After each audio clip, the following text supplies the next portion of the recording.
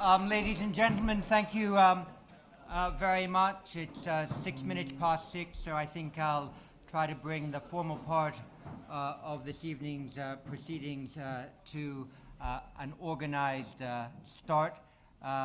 We are here to celebrate and mark 10 years of non-proliferation punditry by Mr. Mark Fitzpatrick, who for the last 10 years has been in turn our Senior Fellow for Non-Proliferation Disarmament and our Director for Non-Proliferation Disarmament. And he leaves the UK in this position after 10 really brilliant years, but he leaves to continue his work as Executive Director of the International Institute for Strategic Studies America's office, as it will shortly be rebranded, to note our efforts in Washington have the intention to extend throughout the Americas, including Canada, Central and South America, where recently we have planted our flag, most notably earlier this year with the convening of the IISS Cartagena dialogue in the Republic of Colombia. His, to be alliterative, production has been prodigious. 6 strategic dossiers, 3 Adelphi books, an average of about 20 articles per year over 10 years. That's a handsome number of 200. And he's held events also in 20 countries, literally from Addis Ababa to Auckland, from Buenos Aires to Ghana, I think, but 16 others in between.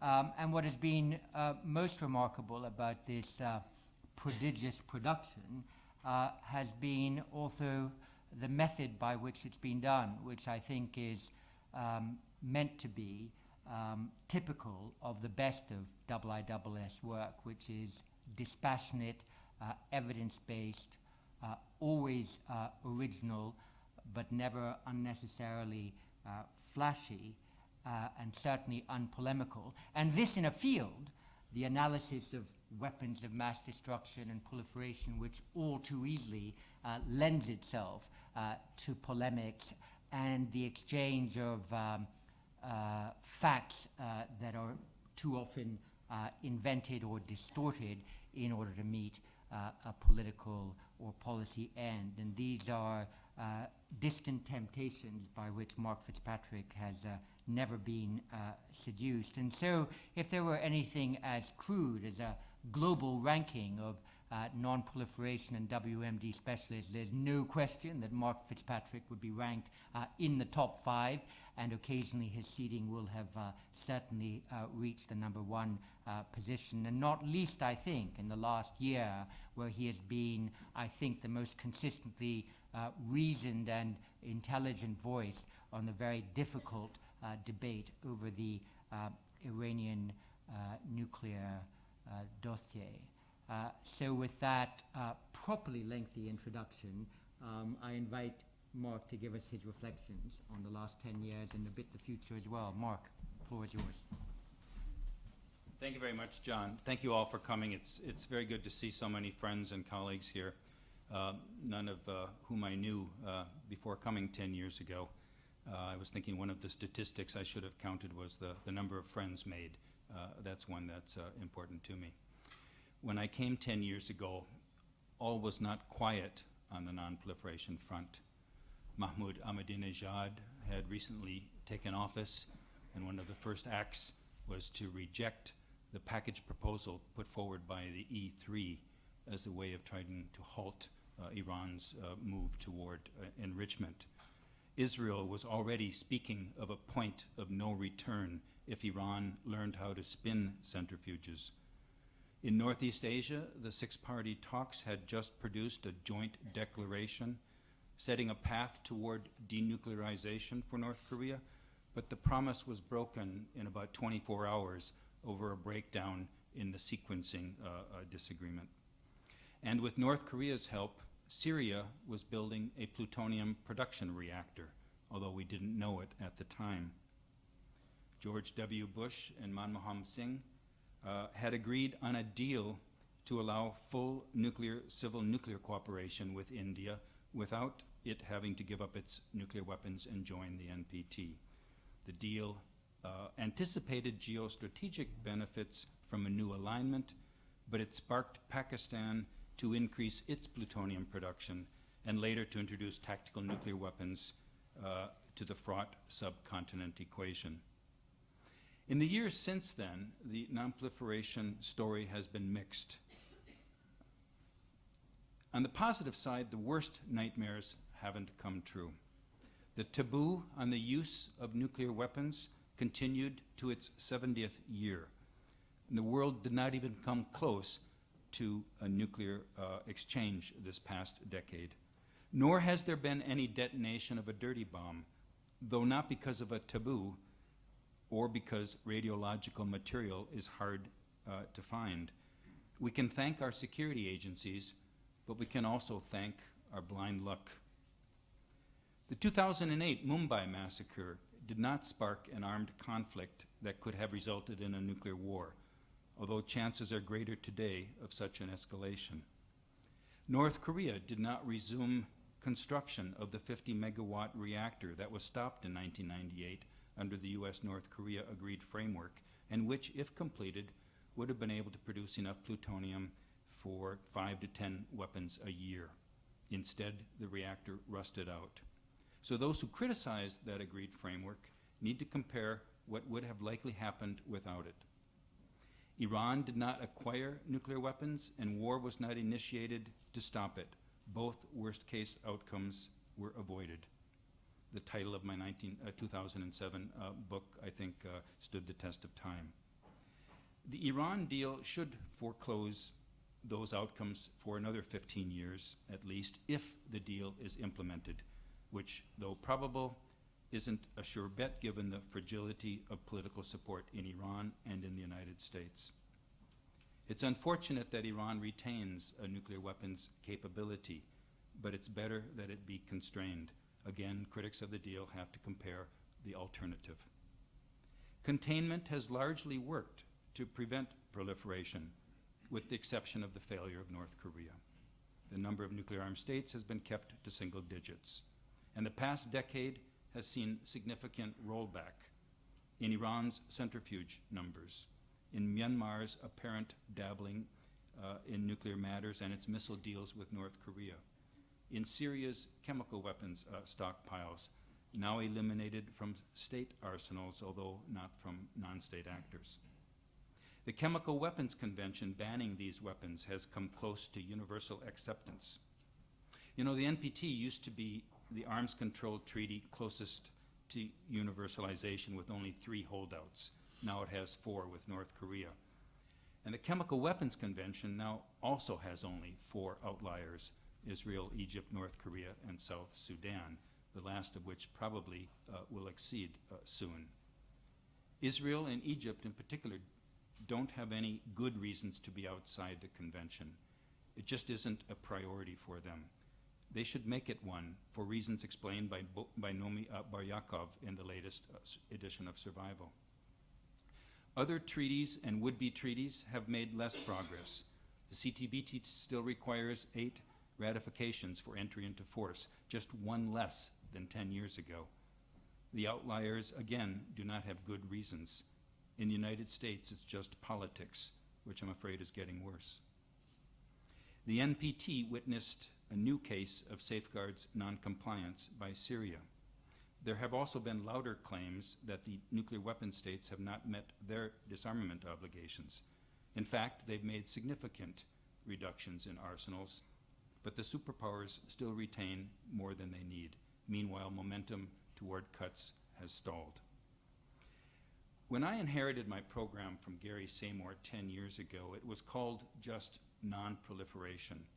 It focused on ways to stop the spread of WMD to rogue states, 2 terms that have subsequently gone out of fashion.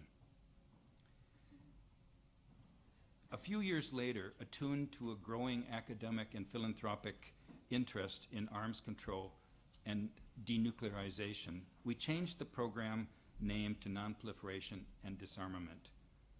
The zeitgeist then held that nuclear weapons were losing their salience. Arms control was back in fashion. While nuclear threats loomed in Asia, they were disappearing from Europe. In a presentation last week at the EU Nonproliferation Conference, Camille Grand from the FRS noted that these assumptions have been massively challenged by developments the past 2 years. The crisis over Ukraine exacerbated what already were growing tensions between Russia and the Western nations. Russian aggression in Ukraine was accompanied by cavalier nuclear sword rattling of a kind not heard in many years. The way forward in US-Russia arms control is blocked by demands for linkage with missile defense and conventional technologies, including prompt global strike. The one silver lining in the cloud is the cooperation witnessed between Russia and the West over the Iranian nuclear accord. Despite the political and commercial reasons why it might not have been in Russia's interests to see a deal, its nonproliferation goals trumped other considerations. So there might be something to build upon there. But the breakdown in Russia-West relations and the impact on arms control is one of the 3 worst developments the past decade in my field. The other 2 were Assad's use of chemical weapons and North Korea's testing of nuclear weapons. These 3 developments, bad as they were, probably don't qualify for the term black swans, a subject that Nick Gowing encouraged me to reflect upon.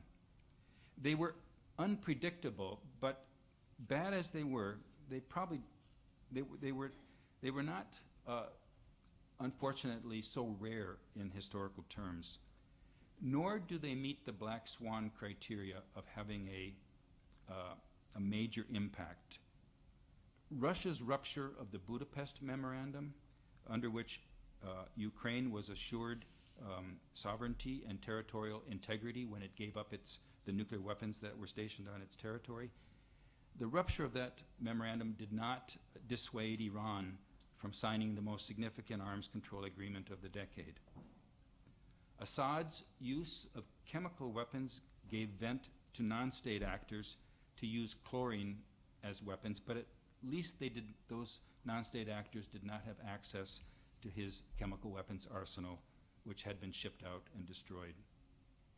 North Korea's nuclear testing did not spark nuclear proliferation by its neighbors.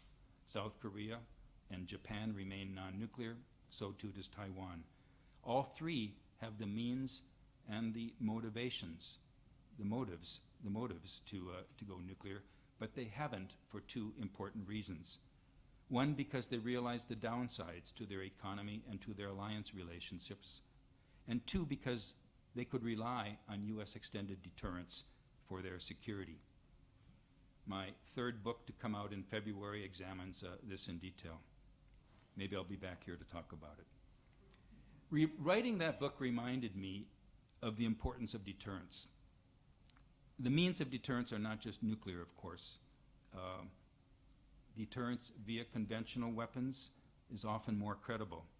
But nuclear weapons are the ultimate deterrent, and as noted, their salience in Europe has returned. So my team and I have decided to rename the program again, this time to Nonproliferation and Nuclear Policy. The first part represents the continuity of the program description and my own expertise. The second part of the program title, Nuclear Policy, encompasses all the other nuclear topics we cover, including nuclear disarmament, nuclear security, nuclear energy, and nuclear deterrence. Although I will take up new duties in Washington from next week, I'm going to continue to run the now renamed NP program. Otherwise, I don't think it would have been fair for me to rename it and then skip town.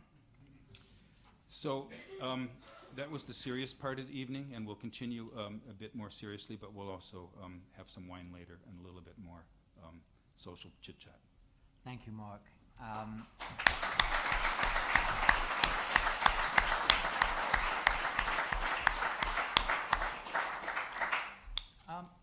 Could I kick off by asking you a rather big question, and that is your judgment after 10 years in this about the proper relationship between arms control and international security, and which of these should lead the other. And I'm minded to ask this question thinking about the events of August 2013, when you had use of chemical weapons in Syria that were repeatedly noted.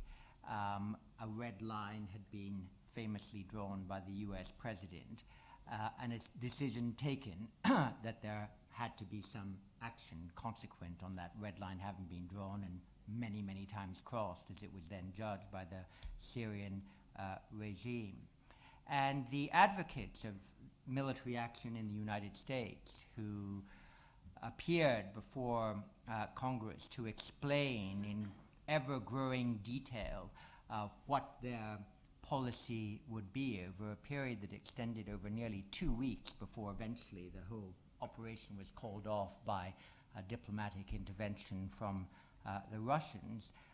These discussions made me wonder about the relationship between arms control and international security, because as you listen to John Kerry say that this would be very precise and infinitesimally small operation, as you heard Martin Dempsey, the then chairman of the Joint Chiefs, say that there would be very particular targets chosen, and as you heard Secretary of Defense Hagel with Senator John Kerry say that the intervention would not necessarily affect the internal balance of power in Syria, but might have the ancillary effect of slightly weakening Assad, but not so much that any given rebel group might have the upper hand, one began to feel, is this the right way to use military force as a very precise tool of arms control in order to show your disgust with the Chemical Weapons Convention being flouted, but in a way that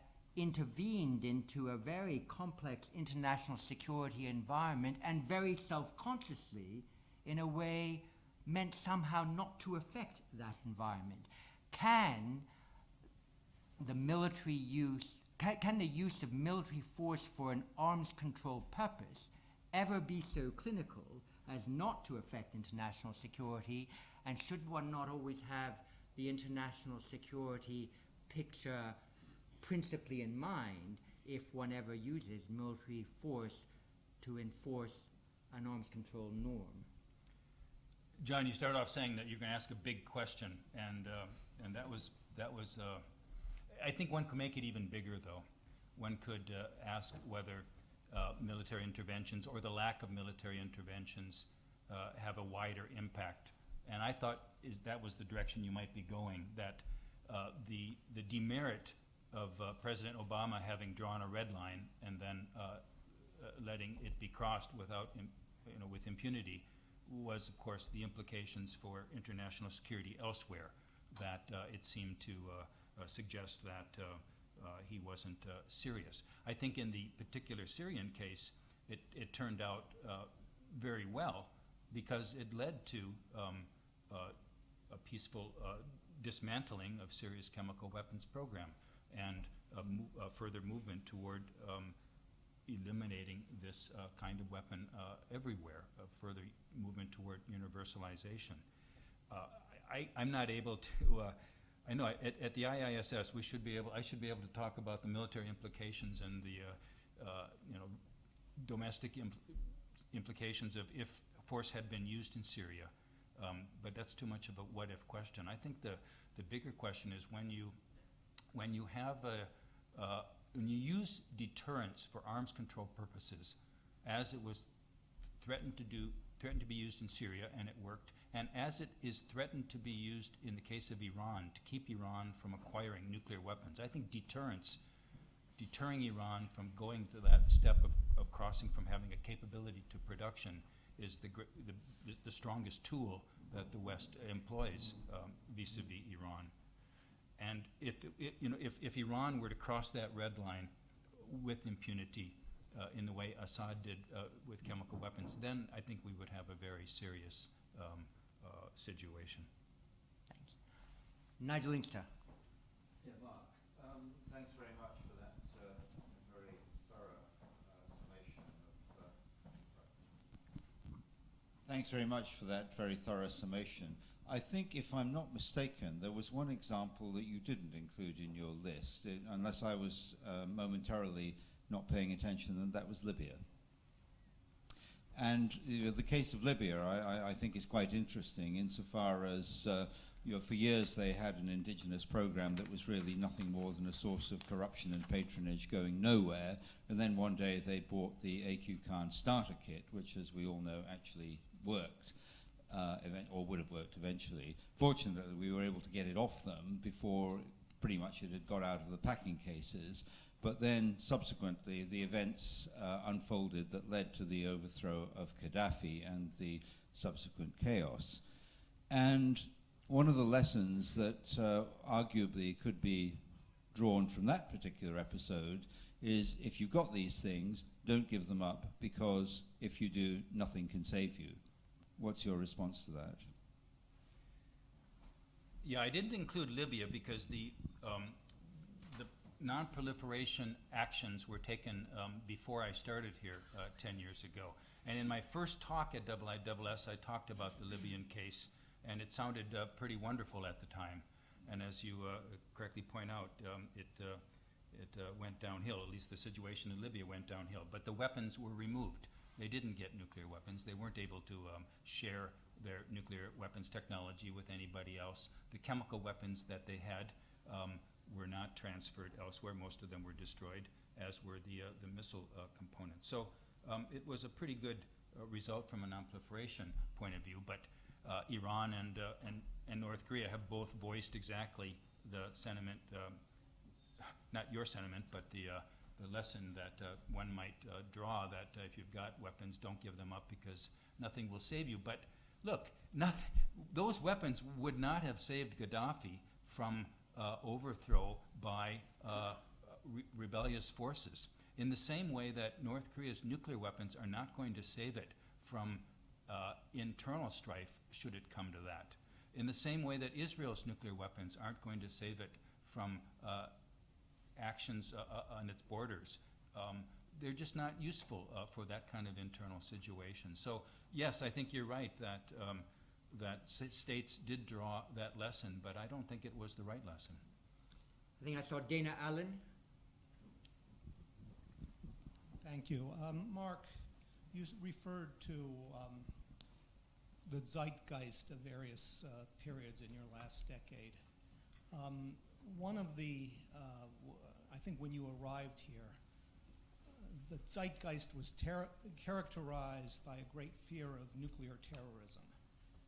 And it was around this time that Graham Allison wrote a book, which I'm not sure it was in the book, but he used to promote it by saying that nuclear terrorism, an act of nuclear terrorism, was both inevitable and preventable, which sort of worked to both sides of the market. But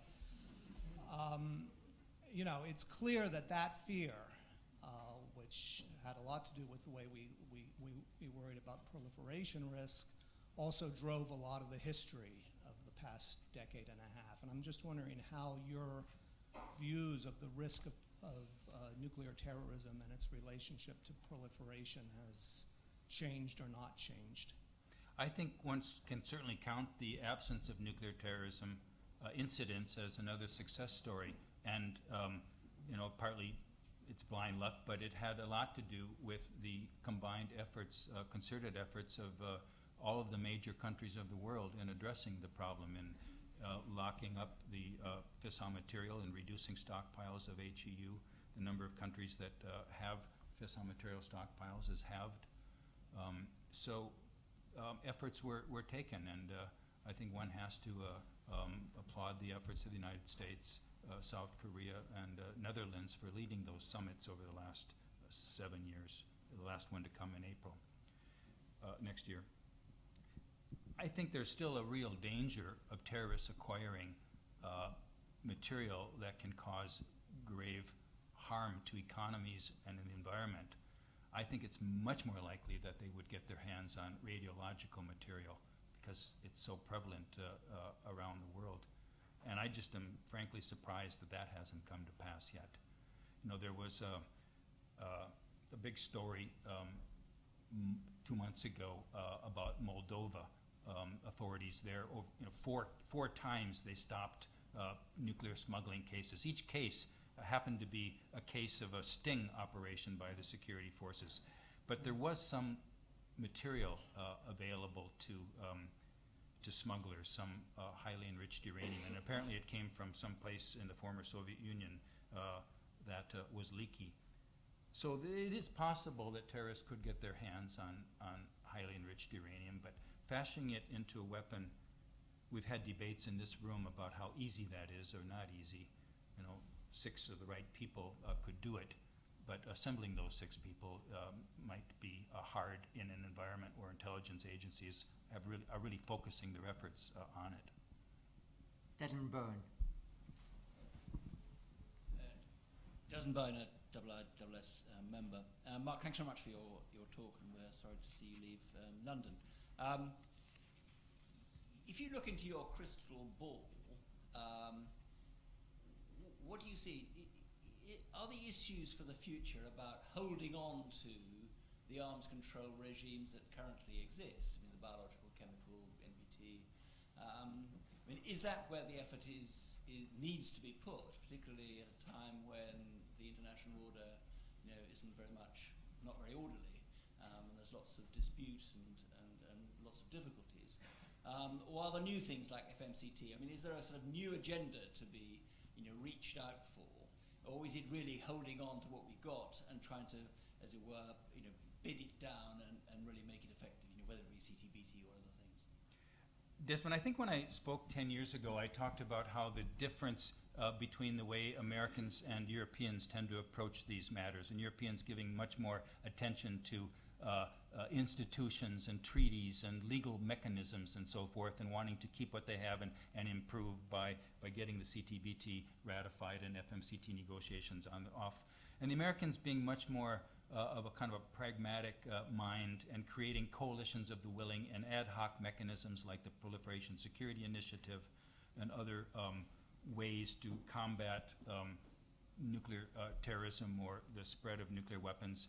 And a combination of those, I think can be credited with at least the success we've had to date. When there's a new U.S. president in office, I expect there'll be a new U.S. initiative, because every president has to have his or her own initiative. And, people like me in think tanks in Washington are contributing ideas to those new initiatives. And I'm going to have to give some thought to that myself. Shashank Joshi. Thank you very much. Mark, you're leaving us at a moment of sort of angst over our own nuclear weapons in this country, with the shadow of the SNP and their sort of sweep in Scotland, a new leadership in the Labour Party, and the issue is, of course, much, much more prominent, I think, than when you arrived. And I wonder if, with characteristic tact, you didn't mention it, but I wonder if you have any advice for us as you leave, and how you've reflected on the changing nature of that British debate over your time here. Thanks, Shashank. We've tried to focus some attention on that debate in this room by bringing together statesmen to look at the issues. And it was interesting to me to note how, at the time we had that debate here, I think it was 2 years ago, none of the major parties in this island supported getting rid of Britain's nuclear. Sorry. I do know the difference. Getting rid of that deterrent, but the Scottish National Party wasn't around then, and so that certainly is a major difference. But I think that, as I said, the mood has shifted in Europe, and with the new dangers presented by Russia, I can't see Great Britain going down that path. So how they're going to manage with almost every Scottish MP being against it, I'm not sure, but it seems to me that's a recipe for Tory continued leadership at Whitehall, and they'll continue to maintain the nuclear deterrence. I think they will continue to be transparent, and they may make further cuts, and Great Britain has been a leader in both of those categories, and to try to bring China into the equation. I think their focus will be on arms control with the other nations. And in the third row, sorry, I should know your name, but I don't. Yes, indeed. There we go. Thanks very much. John Walker, Arms Control Disarmament Research Unit, Foreign Office. Yeah. Thank you, Mark, for your overview of the last decade. It's been challenging and frustrating in not quite equal measure for me. Was there a particular reason you didn't mention biological weapons in the Biological and Toxin Weapons Convention? Oh, John, it's because you know so much more about that than I do. And you know, I was sitting at home last night trying to think of the worst and the best, and and so things I haven't written about didn't come to mind so much. So let's have a chat over a glass of wine and what I should have said about that. Matthew Harris. Thanks. Mark, when you give your next mid-decade speech in 10 years' time, we're going to be at the back end of the Iran nuclear deal.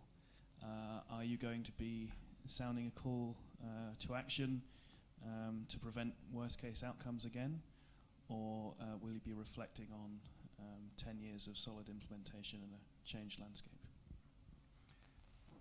If I have to bet what will happen in 10 years' time, I'm torn between a feeling that the longer it goes faithfully implemented, the more parties will have invested in the deal, and the more reason they will have to keep it going.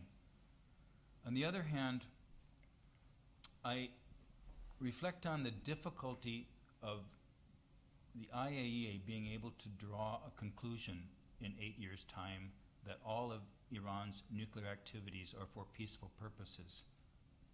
It took the IAEA 10 years to draw that conclusion for Turkey, which did not have a nuclear weapons program, to my knowledge. I think it took almost that long for Taiwan, which did have such a program, but which was completely cooperative.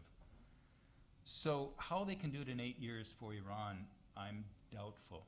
And if they can't reach that conclusion at 8 years' time, and then the Joint Comprehensive Plan of Action timeline calls for all missile-related sanctions to be lifted, I think there'll be a difficulty at that point. I think there'll be a political difficulty.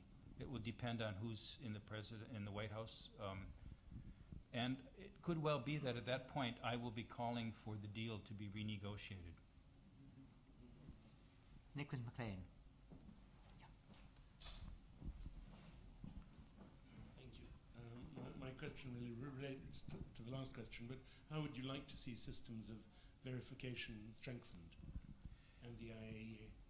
You know, the Iran deal, I think, provides some very good ways that verification should be strengthened globally.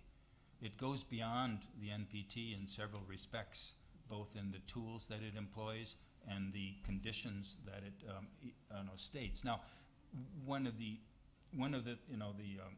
gaps in the Iran deal is that it calls for Iran not to engage in certain kinds of activities that would be useful for nuclear weapons, some certain kinds of research, but it doesn't specify what the verification tools would be for allowing the IAEA to verify that Iran wasn't engaging in such research. And it's quite difficult to make sure that scientists in a university aren't exploring those kind of weaponization activities. But the fact that the Iran deal stated that was off limits, and it implied that the IAEA would have some ability to verify, although not stating how, I think it creates a new opportunity for the IAEA to expand its role. There's been a debate about whether the IAEA even has the mandate to explore weaponization. I'm of the view that it does. Well, I think the Iran deal reinforces that it does have that, it can have that mandate. Remind us the situation of the IAEA budget and whether it can still be improved. I recall there was a moment when it was famously referred to as still smaller than that of the Vienna police forces. Well, that's a continual lament of the IAEA's leadership and its backers that they are not that they are always in a kind of shortage situation. But countries, including the United Kingdom and the United States and France, have supplied extra money to the agency, voluntary assistance, to allow them to continue the verification. And I'm pretty sure that the Iran deal the verification will be funded. The question will be if India were to put more of its facilities under safeguards, how money would be found for that expansion. But I think it's not the most important issue right now, because the United States a few years ago, actually right before I came, so this isn't in the 10-year time frame, but agreed that they would continue to fund the IAEA at 25% of its budget, even though the United States had been arguing that for all UN bodies, their percentage should decrease commensurate with China's growing GNP. Yes, you, sir. Thank you. This slightly overlaps the previous question. Is there any context in which Britain's abandonment of the Trident project could contribute to non-proliferation, or does nobody care whether Britain has nuclear weapons or not?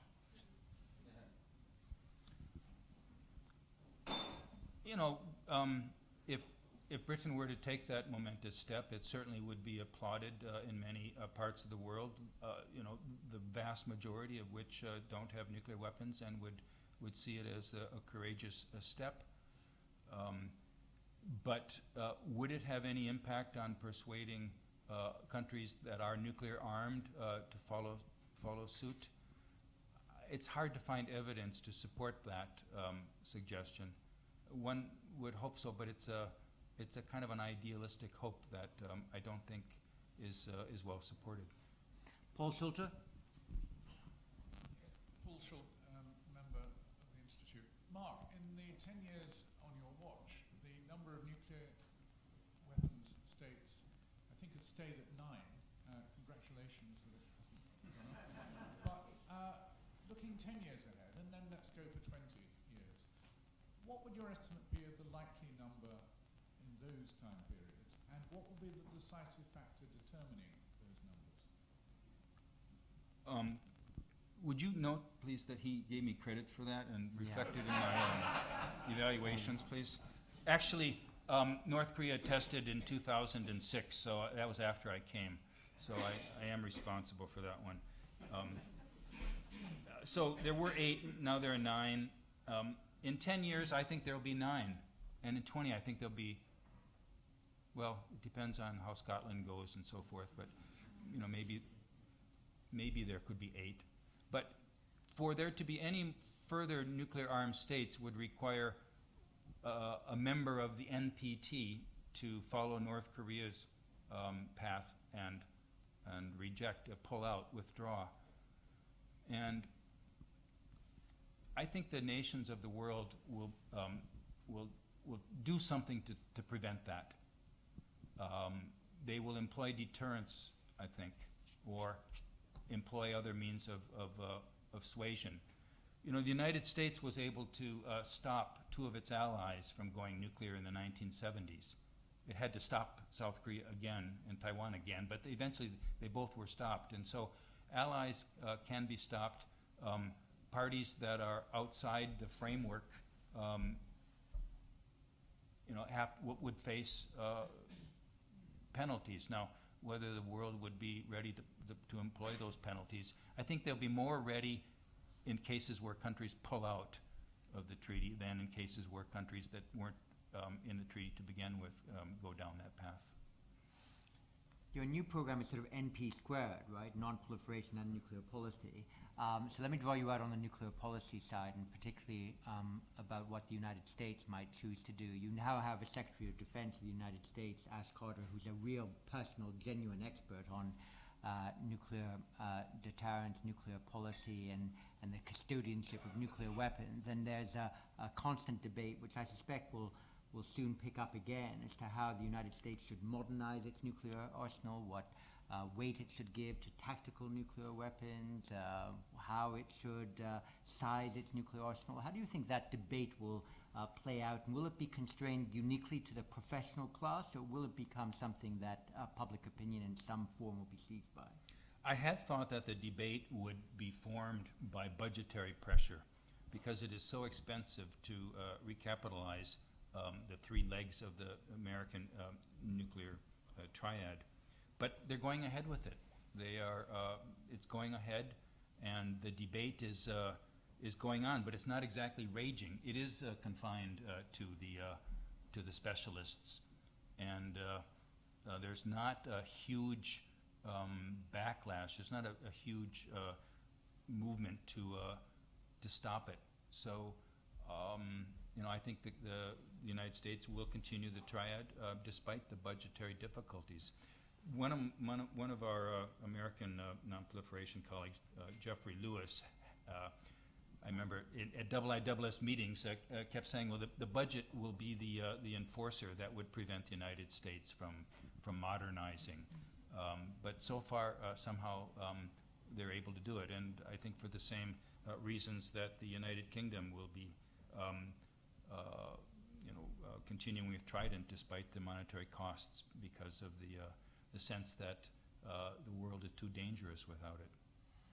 And maybe let me draw you out on one other issue, and that is Pakistan's nuclear arsenal. You wrote a book on the subject. There's been sometimes concerns expressed as to the safety and security of that arsenal, especially when it's potentially moved around the country. What is your judgment now on the state and quality of Pakistan's nuclear policy and also its safety measures? In my book, I assessed that as worrisome as the potential for nuclear terrorism in Pakistan is, that it's not the most worrisome aspect of their program. And partly that's because of the arms race is a more worrisome aspect. But also because Pakistan understands nuclear security. They've really taken steps to reduce their vulnerabilities. And this was driven home to me and Desmond and Ben Barry and Antoine when we were in Islamabad earlier this month, or at the end of last month, and we visited Pakistan's Center for Nuclear Excellence, and we saw all the ways that forces were being trained and plans were being laid to protect their nuclear establishment. And we came away with a sense that they put their best and brightest on this case, and they're doing the necessary. The problem is that there still are groups in Pakistan that talk about nuclear jihad. They don't have plans for it, but they kind of talk in a general sense. And there are a growing number of nuclear weapons and a growing amount of fissile material. So the more that's available, the more that potentially could be diverted for terrorist purposes. So I wouldn't in any way want to dismiss the issue. But on the other hand, I think Pakistan needs to be given credit for the steps that it has taken. Well, Mark, thank you very much. Let me say two things by way of closing. First, I should have said in the opening remarks, one of the big challenges of running an effective non-proliferation disarmament or non-proliferation nuclear policy program is being able to make oneself equally expert in the politics, the international security, and I think also the science of the subject with which one is grappling. And I think one of the things that underlies a lot of Mark's very expert commentary and analysis of the WMD, nuclear policy, non-proliferation theme is the fact that he has made enormous efforts as a civilian, if I can put it this way, to understand the science that underpins these issues. And I note that there are a number of scientists in the room, and I hope that they won't complain if I underline that he's made really a special efforts in this area. And secondly, to underline something I did say in the introduction, which is how important it is to have someone on the Institute staff who's been able to conduct this discussion and this analysis with the enormous civility that you have. So we look forward to your continuing doing that in Washington and coming back often here, where, as you see, many friends will be keen to see you again. Mark, thank you very much. Thanks very much, John.